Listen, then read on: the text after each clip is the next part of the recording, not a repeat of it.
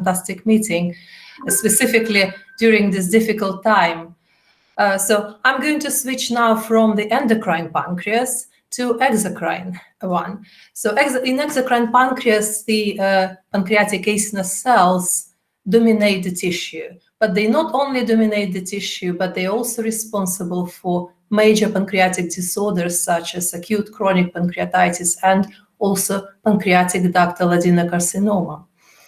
However, they are surrounded by different other cell types, very important probably cell types, which we know very little about, so what their role in health and disease. For instance, stellate cells, pancreatic neurons, and cells of innate immunity. In pancreatic acinous cells, local calcium signals in has been shown to play a key regulatory role in main functions such as the secretion of digestive enzymes by exocytotic fusion of secretory thymogen granules with the apical membrane, and also fluid secretion by the activation of calcium-dependent chloride channels in the apical membrane.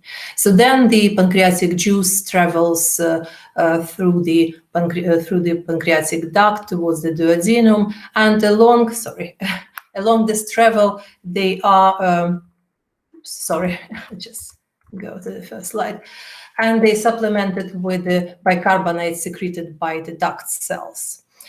So how the signaling in acinous cells stimulated? So the neurotransmitter acetylcholine evokes the calcium release from the internal store through the mediation. This is mediated by the inositol phosphate. And from the other hand, cholecystokinin also induces calcium release from the internal stores, but this release involves the production of two important calcium mediators, NADP and cyclic ADP ribose.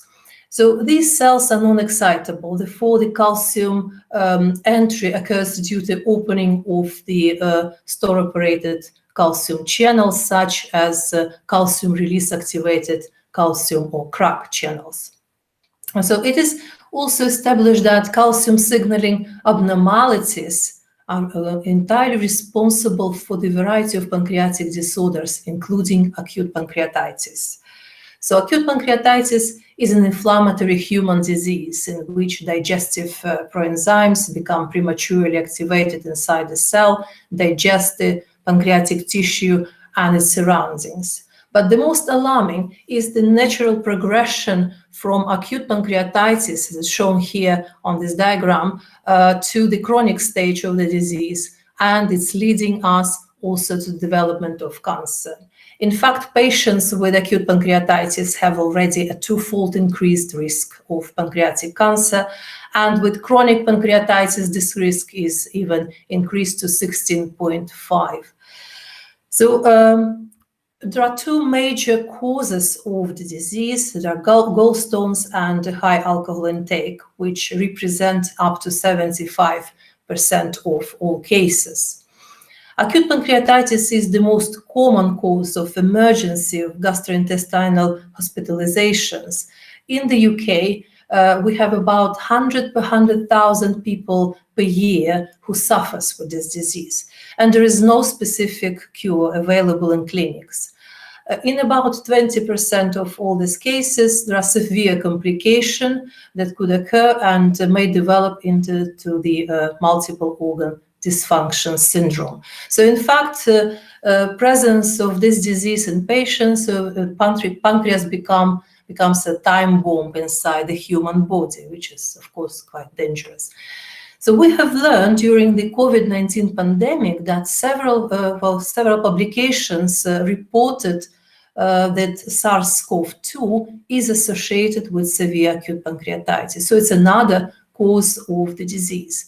Most likely the occurrence of acute pancreatitis due to COVID-19 infection is highly underestimated, and many patients, they develop symptoms of severe abdominal pain. So recently we have learned that the SARS-CoV-2 enters the cell via the receptor-mediated endocytosis using the ACE2 receptor, which is present in different tissues, including pancreas. It means that pancreatic cells might be a potential target for SARS-CoV-2. It also has been shown recently that two port channels are critically important for SARS-CoV-2 entry into the cell. Inhibition of NADP signaling with either NED19 or tetrandrine, or deletion of TPC1 or TPC2 inhibits the virus entry. The virus also, entry of this virus can be blocked by vacuola-type proton ATPase inhibitor baphylamycin A1 that is known also to prevent endosomal acidification. We have shown previously that, and as shown on these graphs here, that the endocytic acidification occurs at the same time as calcium is lost from endosomes. And these two processes are interdependent.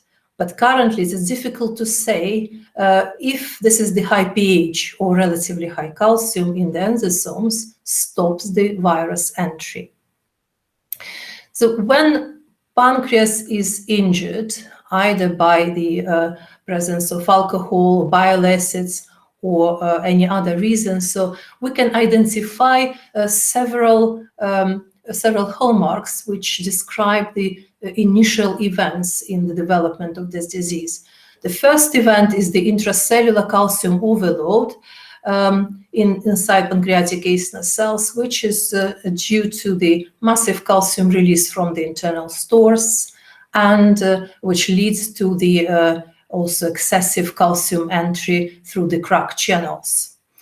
So this calcium elevation leads us to premature calcium-dependent intracellular activation of trypsinogen to trypsin, and also it leads to the defects in secretion and transformation of the normally electron-dense zymogen granules into the empty-looking vacuoles. And the next step, it would be mitochondria, calcium overload and dysfunction, loss of ATP, which altogether leads to the cell death by necrosis and inflammation of the tissue. The formation of vacuoles, like protease activation, is also the calcium-dependent process. And large endocytic vacuoles, which are different from endosomes, they have kind of functional features which is common with endosomes. So the vacuole membrane is very permeable to calcium, and it's shown on this elegant experiment when the uncaging of caged calcium inside the endocytic vacuoles followed by the rapid calcium loss. The endocytic vacuoles also acidic, and so if we apply baphylamycin, like as is shown here on this experiment, so baphylamycin causing the increase of pH inside the vacuole. So in this perspective, we can think that endocytic vacuoles may provide the additional entry pathway for viruses, including the SARS-CoV-2. So how we can interfere to prevent such misbehavior of pancreas during injury? So recently, we have discovered that pancreatitis-inducing agents such as alcohol, bile, the drug asparaginase, they all leading to inhibition of hexakinases, enzymes responsible for the conversion of glucose into glucose 6-phosphate, as an important step at the beginning of glycolysis. However, galactose does not require hexakinase activity to keep glycolysis running, to maintain the ATP production by mitochondria. So we have demonstrated that supplementation of drinking water with galactose in vivo mouse experimental model of acute pancreatitis induced by alcohol reduces all the acute pancreatitis hallmarks, parameters such as inflammation, necrosis, and the entire histological score was reduced in the presence of galactose feeding twice. So currently we are developing this way of acute pancreatitis treatment further by optimizing protocols. What else we can do? 20 years ago, we found that store-operated calcium entry is responsible for pancreatic acinar cell calcium overload induced by high toxic doses of CCK. Later, we proposed to crack pancreatitis by inhibition of crack-ORI channels to protect pancreatic acinar cells against the acute pancreatitis injury.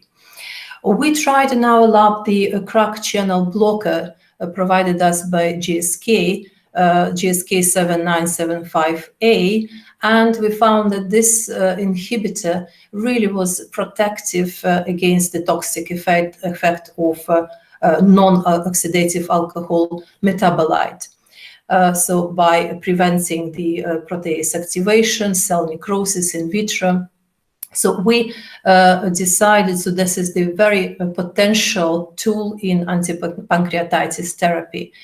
So our results were later confirmed by in vivo studies, which is very important way forward. And currently, a novel RI1 inhibitor, CM4620, developed by Calcimedica, has completed phase 2A clinical trials and even was granted the fast track designation by the Food and Drug Administration for the treatment of acute pancreatitis. More than that, we actually found that currently CM4620 is used in trial for patients with severe COVID-19 pneumonia. However, we need to understand that the long-term application of this inhibitor is problematic because the profound effect of this inhibitor on immune cells. So what we're going to propose is the combinational therapy in cracking pancreatitis. The idea is to use galactose supplement and substantially reduce effective concentration of CM4620 inhibitor, but still provide a substantial protection against the acute pancreatitis in vitro and in vivo. So the left panel here shows the average data on acinar cells. Yeah, if you see my mouse here. The cells were challenged with bile to induce necrosis, and then we have performed the dose-dependent incubation with CM4620. You can see here that 10 nanomolar of the drug did not protect against necrosis. But when we increased the dose to 50 or 100 nanomolar, so then already we have significant reduction from the bile-induced necrosis response. However, when we incubated the cells in combination with galactose addition, so then we definitely can inhibit the necrosis quite close to the control level, and 100 nanomolar of the actually a CM compound plus 1 millimolar galactose gave us the most effective, promising results. So then we also in vivo alcohol mouse model of acute pancreatitis, we use the galactose feeding in addition to reduced dose of CM4620, and this significantly improved all histological parameters, as you can see, and brought them quite close to the control level.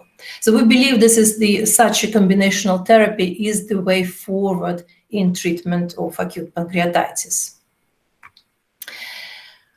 But now I just would like to switch again more close to the topic of, to the title of my talk, to discuss the role of communication between different cell types in the exocrine pancreas. So recently we have developed a technique to perform experiments ex vivo in pancreatic lobule, which is shown here on this image, that allows us to study different cell types in their natural environment.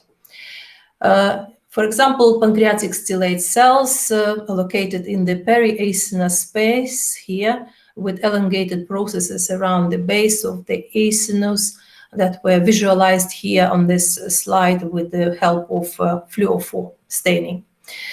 So we found that many functional properties of pancreatic stellate cells previously described in the literature are based mainly on cultured cells. And they are different from cell properties which we study in their natural environment, when cells surrounded by their neighboring acinar cells or pancreatic nerves, immune cells, and many other cells present in one piece of tissue. So it has been shown that pancreatic stellate cells play important role in pathophysiological fibrosis of the pancreas in diseases such as chronic pancreatitis and pancreatic cancer. And for example, stellate cells constitute more than 50% of the tumor stroma in pancreatic ductal adenocarcinoma.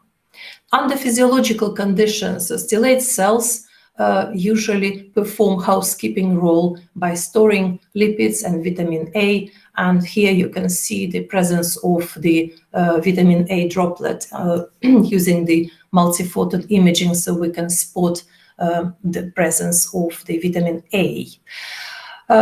So during pancreatic injury, however, these cells, they transform, they become activated, and they start to release the extracellular matrix proteins, cytokines, growth factor, and in fact, they support the cancer tissue survival.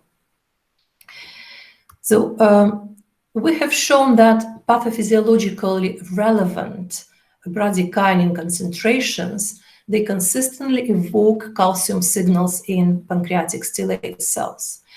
So bradykinin is the blood pressure lowering nonapeptide, and it's involved in various physiological and pathological processes shown here on this diagram. The concentration of bradykinin in plasma is tightly regulated to a very low concentration, up to 40-70 picomolar. And we have shown that in pancreatic lobules, normal pancreatic stellate cells, they have a threshold of activation about 100 picomolar of bradykinin. So it's very close to the normal plasma level of bradykinin.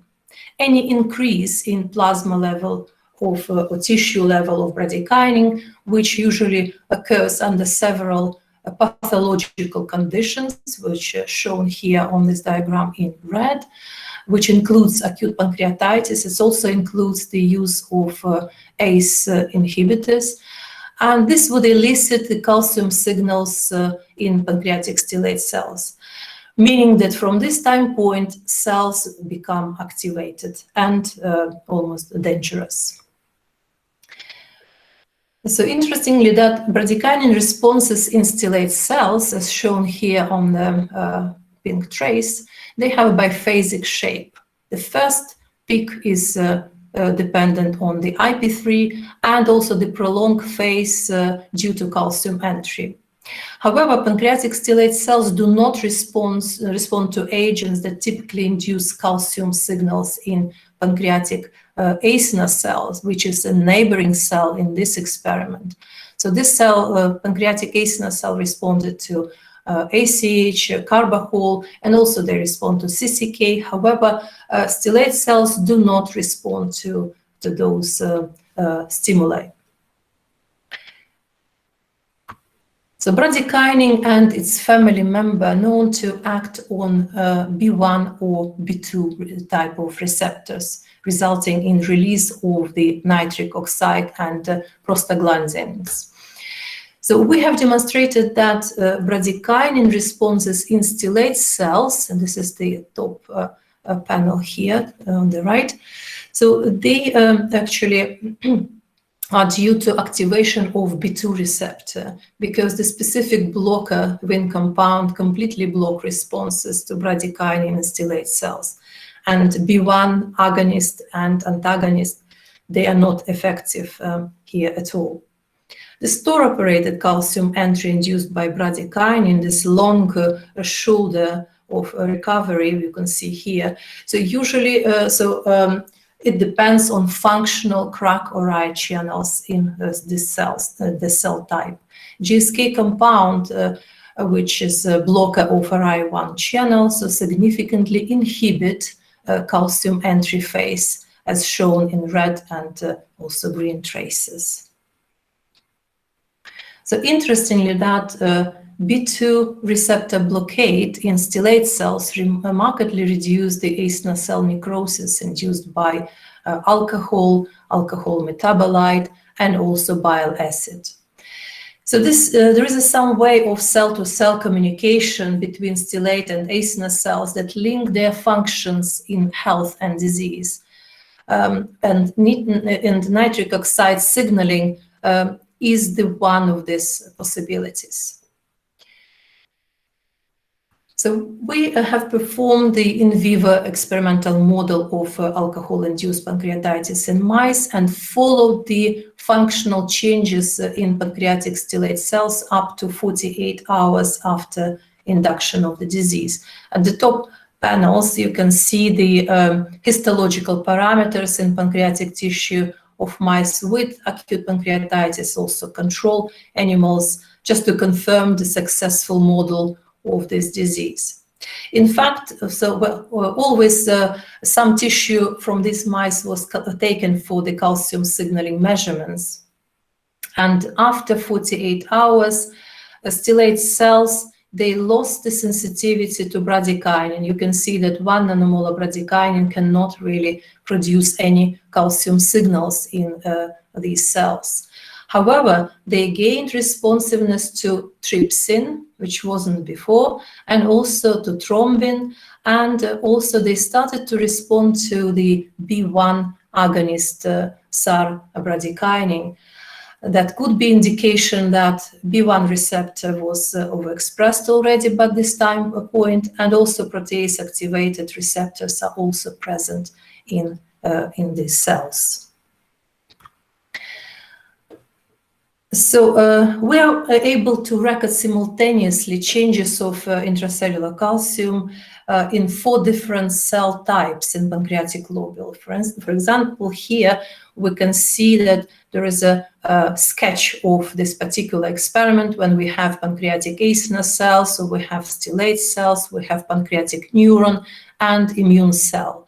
And we can record changes upon stimulation of these cells. For instance, we stimulate the nerve cell with the application of high K, and the purple trace reflects response from this nerve here. And pancreatic acinar cell responded, but with delay, meaning so the ACH was released from the nerve ending, stimulating the pancreatic acinar cell.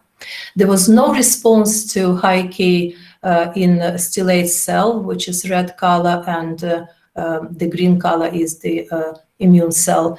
So there was no responses to high K there, but stellate cell, as expected, responded to bradykinin, and immune cell here, together with pancreatic acinar cell, they responded to ATP.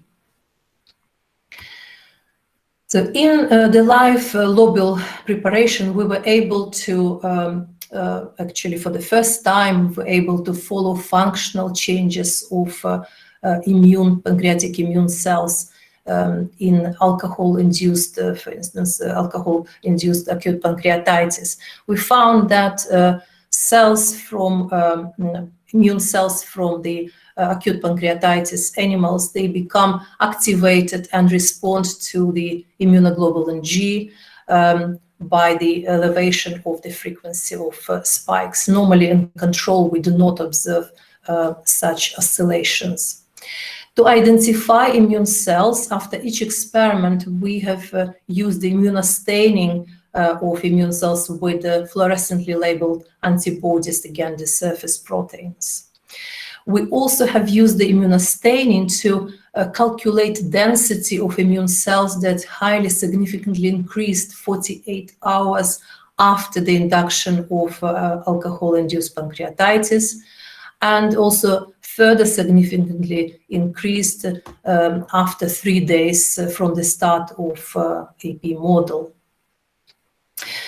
So using this unique opportunity to learn about pancreatic immune cells in live pancreatic tissue, so we have found that these cells are highly responsive to stimulation with micromolar doses of ATP.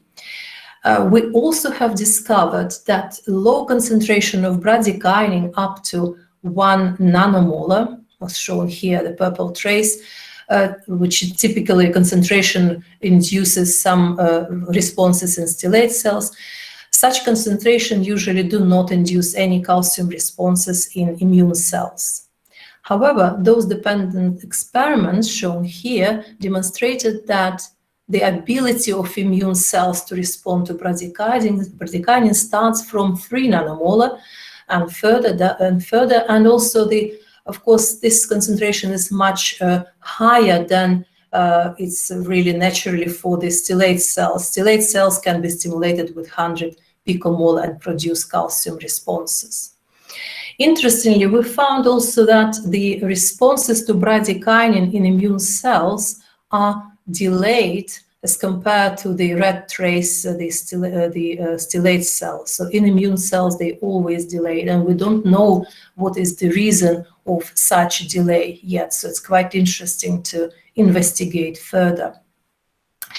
We also have found that the crack channel inhibitor, GSK compound 7975A, completely abolished the calcium entry in immune cells and resulted also in prolonged calcium store depletion, blocking responses to ATP.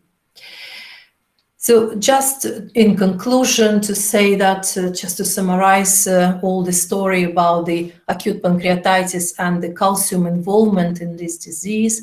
So we believe that initial pancreatic injury leading to acute pancreatitis caused by either alcohol or bile acids or drugs such as asparaginase.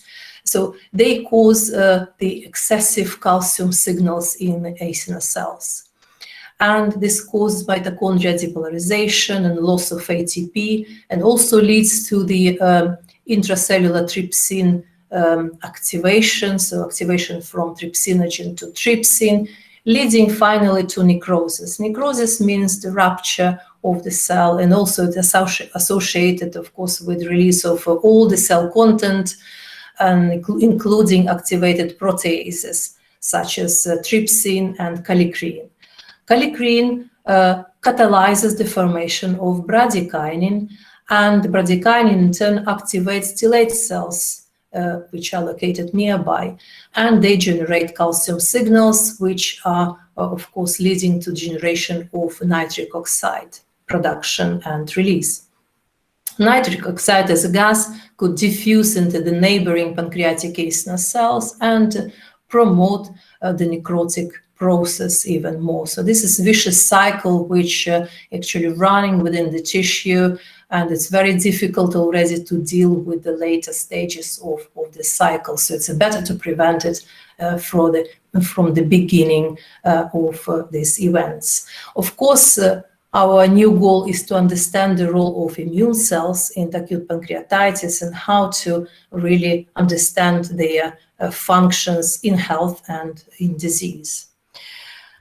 So I would like to also thank our collaborators from Cardiff University, our postdocs and PhD students, and also our collaborators from Bogomolets Institute in Kiev, in Ukraine, and also London, Great Ormond Street Hospital. Thank you very much for your attention. Thank you very much, Julia. Can I just stop sharing this here? Okay. So in the interest of time, yeah. I'm coming back. Yes, I'm coming back here. I'm doing this from here. Done. Okay. Great. So we have a question from, I think, I'll take the first one from David Yule. Do we know if the effects of COVID-induced pancreatitis are direct due to the viral load, or is it indirect through the immune? Okay, I'll try to find this in chat, because Honestly, Sandeep, I hardly hear you. Something is wrong with microphone. I'll try to find David's question if it's here. Julia, I can relate it if you like. Yeah. It's just can you see it in the chat there, just under Nikki Yule? David comes in under his wife's name. Yeah. Can you see it? Do we know if the COVID-induced pancreatitis is because of a viral load in the pancreas and a direct effect, or as a function of the overactive immune system? Well, we absolutely have no idea yet. It's just the first cases were published that I have shown on my slide. So we definitely only can guess what is going on, but definitely so TPC, two port channels involved and an ADP signaling is involved. So it means that definitely it's already where we have the impression of the ACNA cells involvement in that process. Yes, so probably immune cells also there. But if we also don't know at which stage it occurs, yes, there's so many questions from this point of view. Interesting. It was very impressive looking at the different cell types in within the acinus. You know, this.